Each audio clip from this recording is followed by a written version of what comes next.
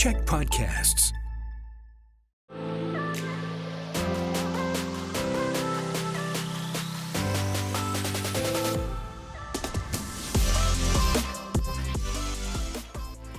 I want to welcome everybody to this week's episode of House Guests. I have an amazing person here on the show today who I really love and was interested in their business for so many reasons that we'll discuss. But Bronte, welcome to the show. Hi, Amy. Bronte is the owner of Freeman Fabrication. I think that really doesn't highlight what you do and what your business is all about. Can you tell us a little bit about what what you do, what your daily kind of workday is like and all of that? So we are a custom metal fabrication company that does welding and fabrication in Rock Bay, Victoria. We specialize in mostly residential and commercial spaces. Do a little bit of everything. This week alone, we've done everything from furniture design to glass and steel wall features to commercial spaces. So a little bit of everything. And I found you because I'm renovating my own house. As you can probably hear, there's some pounding in the background, which I might have to go talk to them in a second. But I'm doing a renovation here, and I was super interested in finding a very unique, cool stair railing. I was initially looking at glass and kind of thought, well, I would like something else that everybody else doesn't have. And I found you on Instagram. Your portfolio was amazing. And I loved a lot of the projects that you've done already. Thank you. That's so nice to hear that I was able to reach you through social media. Yes. So tell us a little bit about some of the custom projects that you've done, because I think they're stunning and unique. And we are seeing a lot of more of it in the industry right now, because I think people are loving the alternative to a glass railing. Yeah, definitely. We went from a generic, more of generic picket fences, picket railings, into specifically your design, which is more of a horizontal, sleek, modern design, which has been very popular in the last few years, especially because it's now become code conscious in Victoria. So it's approved. So a lot of people are going for more of a modern, sleek design. It's really nice to be able to pair the ruggedness of steel into new modern homes, which you'll see in your build especially. And so is it primarily steel that you work with? Steel and aluminum we work with. Both products for railings, gates, custom pieces, custom furniture. Yeah, both are very popular. Are you finding that because of the popularity right now that you're busier than ever, or is it increasingly escalating, or has it been like this for the last few years? Well, I really, my business actually moved into a more central location at the beginning of the pandemic, actually. So, it was a little scary at the beginning, signed a new lease in Rock Bay, larger facility, was able to accommodate more staff, and was a little nervous at the beginning, thinking like we took on more overhead, more responsibility. But COVID for our industry specifically, and I'm not sure whether you noticed this, people were spending a lot more time locally. So they were investing more into their homes, they're fixing all those projects that they otherwise neglected. And rather than doing big trips, they were spending their money on their property. So we noticed a big shift in our schedule.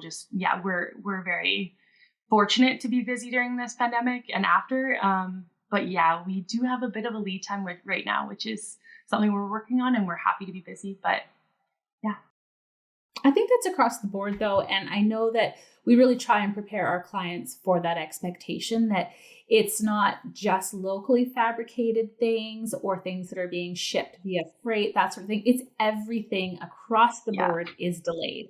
And the further ahead we can plan, the better. Yes, especially when it comes to custom pieces, right? The materials we're selecting are very specific. So there is a demand for those types of materials. And definitely we are still noticing lead times are a little longer than we'd like for those materials. But across the board too, because in my case, there's the fabrication of the railing and handrails, but then it also has to be sent out for powder coating, and there was test fitting involved to make sure it's going to work. And then, reconfiguring a bit and just tweaking the design so that it fits for the house and all of that. Like, it's a process. It's not something that you can just buy off the shelf or expect to have done in a few days. Yeah, which is nice about custom work. I find that the homeowner becomes really invested in the process as well. There's a lot of pride for them in it because they are Mhm. being able to pick specific details of the build. You can even say that because, yeah, we changed a couple things about your design, and the evolution of the project throughout the period that we're building sometimes changes, and that's the beautiful part about custom Absolutely. builds. Yeah. Well, and I think everything about my house, it's extremely well designed and custom from 86, but every single trade has Right. had some sort of challenge. Like the stairs in this house are a little funky. And so it wasn't super straightforward. We had to really come up with a good design that was going to be functional and sort of stayed with the look that we were going for. Yeah, and I think you nailed it. Your property is coming together beautifully. I'm excited to see the finished property. Thank you so much. Yeah. One of the things that I love about working with you as well, and I think we can relate on so many different levels, but I love that you are a locally owned business, that you're female owned, and that you have females working with you in the industry. It's more prevalent now in the trades, but I love seeing females in the industry.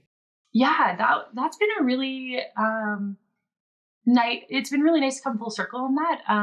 The beginning of the business, I obviously was building my clientele, building my portfolio. So it was just me putting in like a lot of long hours.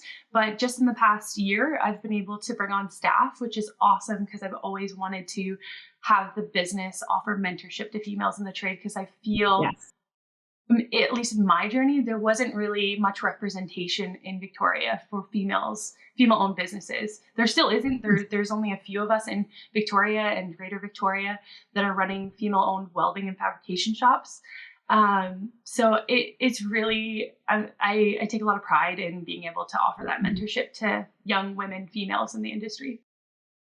And you mentioned your journey. How did you get into fabrication and working with steel? Because I can't imagine that was just something that you wanted to do your entire life. I feel that you probably worked into that, or Yeah, I did a bit. I actually did 4 years of university first, in a totally nice. unrelated field. And when I What came was out of, that? well, I did a kinesiology degree actually at St. Oh, FX in wow. Nova Scotia. So I went from coast to coast. I grew up in Ontario, but yeah, once I finished school, I moved back to Ontario for a bit, and then I decided to actually move out to the Whistler area. Um, didn't really know what I I wanted to bet do, to you be it's honest. gorgeous. Yeah, it was really beautiful. It was a great opportunity. But I didn't really know what I wanted to do at that point in time. And I was kind of like, went there to kind of figure things out, see whether I could get inspired. And it was actually when I went home for the holidays, I had a family member ask if I could help them out in their shop. Most of my family members in Ontario are very well equipped with like tools and they're very handy. So my uncle needed a hand and he asked if I wanted to try welding on this small project. And I was like, I don't know, sure. Like I like building things. I'm interested in design. And honestly, it's so cliche to say, but like from the moment I tried it, I was mesmerized, I was hooked. I wanted to learn more about it. So I went home and I started doing a little bit more education on the trade. And as I learned, it's such a versatile trade. Fabrication and Right. welding, you can do anything from structural to design. So that's when I applied actually at Camosun here in Victoria. And that's when I decided to move over here and start pursuing that ticket. And what is the design part of it your favorite, or do you like just doing kind of, some of the easier things as well? It's nice to be able to touch on both actually, because the design portion can be very uh, labor intensive as well Right. as mentally exhausting. You're spending a lot of time on the details, whereas there's some jobs that we take that are just basic repairs, and it's good to keep those skills up to date as well. um, I would say primarily though, like 80% of the business is focused on custom new builds, and yeah, maybe even like 15-20% being Wow. repairs. Not all of those are always fun. They're a bit more of a dirty part of the trade. Yeah. And so you do railings, obviously. We've talked about that. Yeah. I saw on your Instagram account some beautiful pots and such as well. Like really anything that people come up with, you can fabricate for them. Yeah, I like to think that I could. If I couldn't, I'd try to find a way. But yeah, the aluminum planters are quite popular for us in Victoria because of our climate. We are able to plant all year round, as well as people like to use them for more of aesthetic pieces like displays on their patios. So yeah, we actually build a lot of aluminum and steel planters in Victoria, and they've definitely in the last 2 years become a hot ticket for us, which is nice. I like building them. And mentioning Victoria weather and such, like how do those stand up outside? So we use marine grade aluminum for the planters, so there's no corrosion with that. We prime and powder coat them so they're able to last anywhere to 5 to 8 years with the finish. The steel ones, which you'll see a lot of the businesses downtown are going for more of that rugged natural look. So Core 10 steel is very popular right now. It's was primarily used in like a structural sense, but people are using it more in design. So we've built quite a few planters with that, and they're able to patina naturally. So there's less maintenance for those, but they, yeah, it really depends on the aesthetic you're going for. The beauty of that too is they're extremely heavy and you Yeah, can't exactly pick them up and have somebody walk off with them as well. totally. And they also do offer like a really nice aesthetic to your business, especially in your home. What are some of the more unique projects that you've done? Something that maybe you've only done once, you wouldn't mind doing again, that sort of thing. Ooh, I'd have to say we worked with a local designer this winter on a glass and steel wall feature for a condo downtown. We turned a bachelor unit into a 1 bedroom by sectioning off a portion of the residence with a glass and steel wall feature. It was floor to ceiling, glass, steel, powder coated black. It was pretty stunning, very challenging. It was a very challenging job. There was over 300 threaded connections, which we hand threaded. If anyone knows anything about that process, it's very tedious and time consuming. So yeah, that one I would, I feel like I learned a lot on that project. So to be able to tackle another one would be great. And what's sort of the process? Because it's not something that can just be done in an hour or two. Like I know I keep referring back to my railing, but it's something that I know. What is sort of the process from start to finish to create something like that? There's a lot of on-site templating, measuring required because we're working off both the ceiling, the wall, and the floor for those types of builds.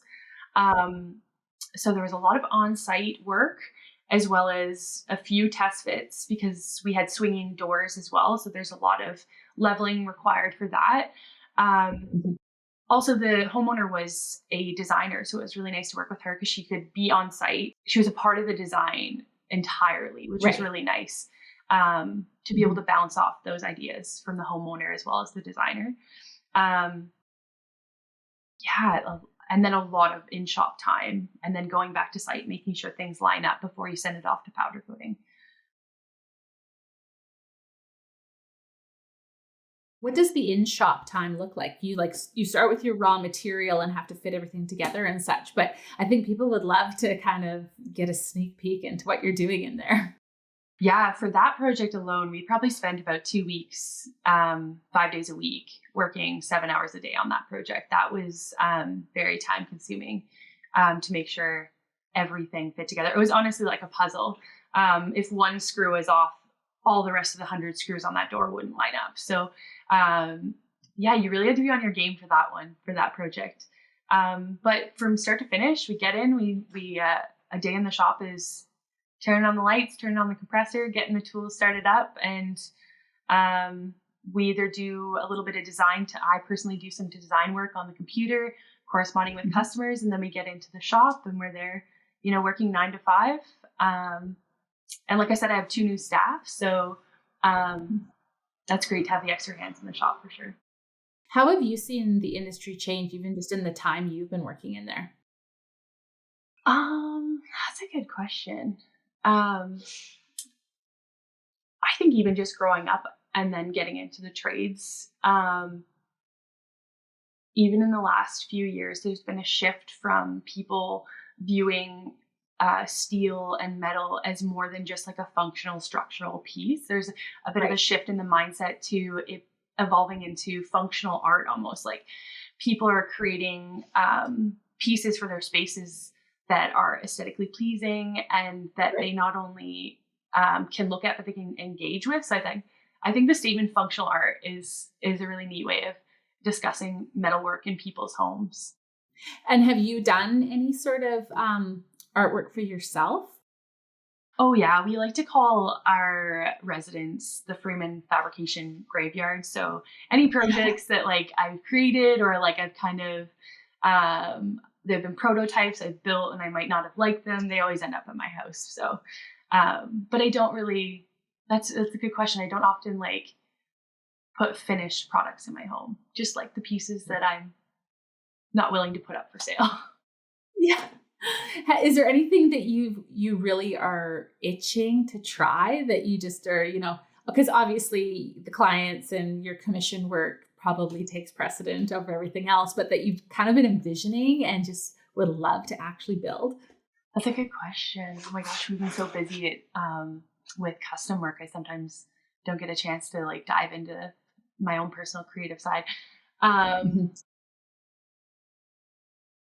Something that I've designed and haven't had a chance to build is actually like just a personal fire pit for Oh. my own residence. I think it would pair nicely with the planters, since that Mhm. is like an outdoor theme that we have for the shop. So I think maybe being able to build something that's modern and sleek that pairs nicely next to our planters would be something that I'd like to explore. Yeah. Yeah, because I think, well, I know myself a lot of times you kind of have this vision, like maybe a restaurant you'd love to do or a boutique hotel or something. But until the right client comes along, it's not just something you get to do for yourself. So I think that's really cool having that vision already. Now you just have to find the time to do it. Yeah, seriously. What would you suggest for anybody that is willing or wanting to get into the industry? Who does it sort of gear itself towards and who wouldn't be a good fit? Um, Excellent question. I find for specifically the fabrication of metalwork that we're doing and the level of finishing work that we do, Mhm. especially during the hiring process, I was really looking for people that were very detail oriented, um, that had a good attention for detail for sure. Um, Mhm. didn't mind spending extra time on those specific details. Hardworking. It's a grueling trade some days. Like you're throwing around heavy materials, you're doing heavy installs. You have to be able to handle things physically as Yeah, well. definitely there's a physical element, absolutely, as well as a very detail oriented level to it. So I think just knowing that it's a tough trade, you need to be physically capable, Mhm. is important. Uh, yeah, and it's a hard trade. So if you really have to be passionate about what you're doing, I think, in order to find the joy in it. Because for me, the whole process is enjoyable, but it's at the end when you give your client or your their piece and they're just so elated with it that it's worth all of the hours that were really tough to get to that finished product for me personally. And I see that in my employees as well.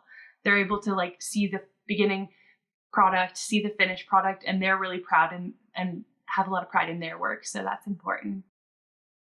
Well, and I think one thing too is you guys have such an amazing team, and I really enjoy working with you, which is not always consistent in a trade or something. You might be amazing at your craft, but then not the best with customer service or Right.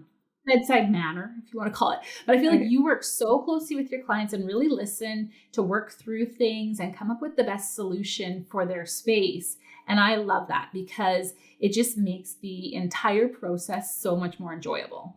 Thanks. That's so nice to hear. I feel like I work really hard to make that connection with the customers. I really like to Mhm. be involved in the whole process. And as the company starts to get bigger, I like to include people that are like minded. So my staff, um, yeah, that's really nice to hear. I appreciate that, Amy.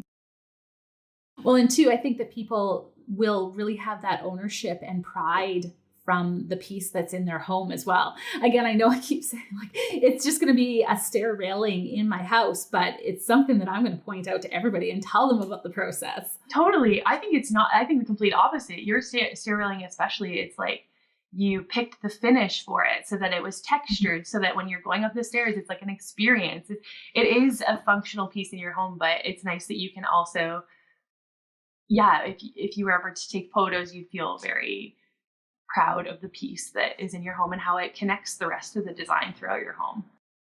It really does. It really adds to the entire flow of the space. And we didn't want anything too chunky or clunky that was going to be heavy in the space, but also something that grounds a little bit better than glass. Yeah. Yeah, I know. I think you paired it perfectly, especially because when you walk into your home, you know, the railing is the first thing you see. So it is the entrance to the home. You want it to flow into the next space. So I'm really excited for people to see what we came up with for your house. Well, thank you so much for being on this episode with me today. And I hope we've kind of piqued some people's interest, because I really want you to be able to work on their projects and really make their design come to life. Thanks for giving me the opportunity to speak. It's been great. Thanks, Bronte. Okay, bye, Amy. Thank you so much for watching Amy McGeachy's House Guests. You can watch more episodes on Check's streaming app, Check Plus. You can also subscribe to the podcast on Spotify, Apple, or wherever you listen to podcasts. We'll see you next time.